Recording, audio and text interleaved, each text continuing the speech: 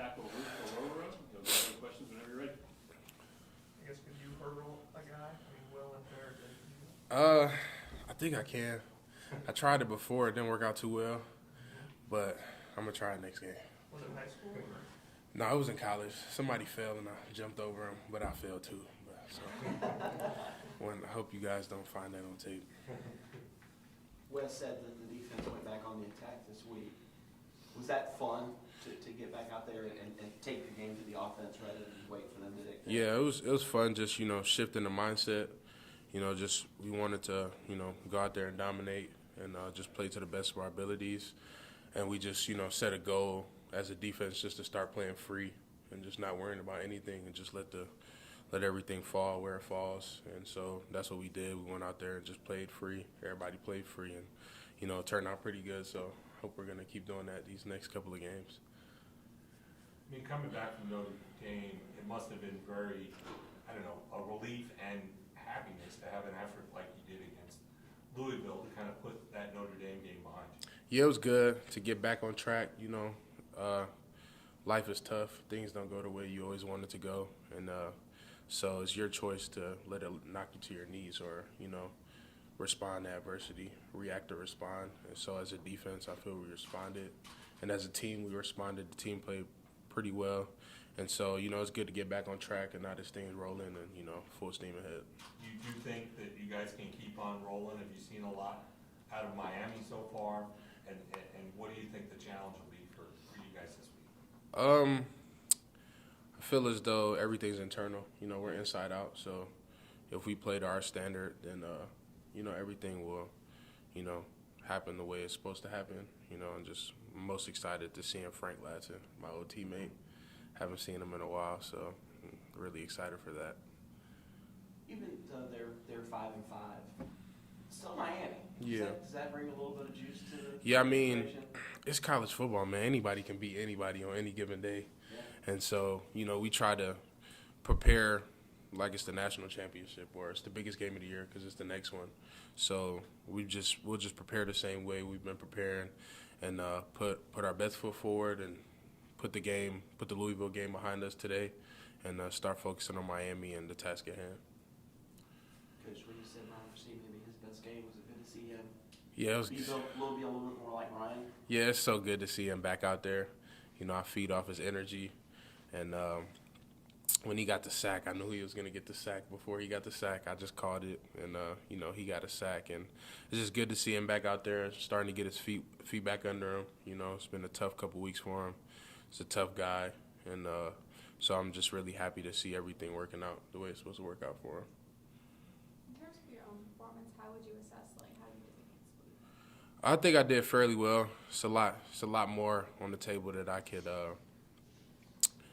do, but like I said, everything doesn't go the way you want it to go, and so I'm gonna just watch the tape and see what I can do to get better on that, and just keep getting better and better each week. I think you said you knew that Brian was going to get the sack on that play. It was Barrett blitzing. It was kind of a twist, right? Yeah, it's just the play call, and once we got the O-line to slide the way we wanted them to slide, and I just knew we had them. Somebody was going to get it, and the way the play was designed, I thought Brian was going to be the one to come free, so he did come free. A lot of times for a guy that's a 0 to a 3 technique, you guys, it's not really all about stats. Sometimes Yeah. you're supposed to cover up offensive line and let those linebackers clean up. Mm-hmm. So when you hear Trotter with the tackle, Carter with the tackle, Trotter with the tackle, Carter with the tackle, give you a little bit of satisfaction? Yeah, it does, because that means I'm doing something right, taking up 2. If I take up 2, that means somebody's coming free. And so I'll take up 2 all day if my teammates get to eat behind me and just do what's best for the team. So it gives me a little satisfaction. So when the play is there to be made, I make it. So, but other than that, yeah, my linebackers do a great job of just flowing behind us and playing off of us and making us right. During the game, were you able to kind of get a sense that both Jeremiah and Barrett were putting together pretty special performances? Yeah, Barrett hit a guy. I don't know what play it was. He just hit him, and it was loud. And so I was like, all right, yeah, this is going to be one of those games. And it was just hard hits across the board. JP was hitting people left and right.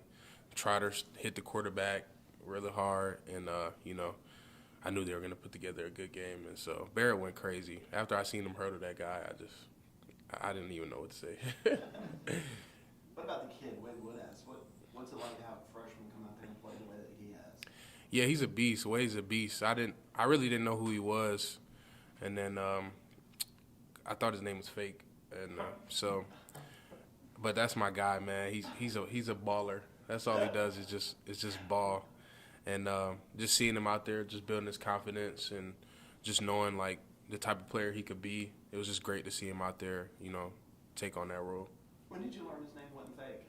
I thought they were just saying it like as a joke, like how people say my name as a joke sometimes. So I thought they were saying it as a joke. And then when I seen it on the locker room, I was like, oh, that's really his name.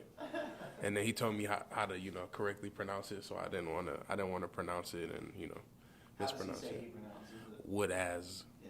Yeah, people don't emphasize the Z, so I think that's the next challenge to instead of saying would as, say would as. Right, yeah. I guess speaking of jokes, Howard was telling us last week about the pilot thing. Oh. I guess how did that come together? Why did you?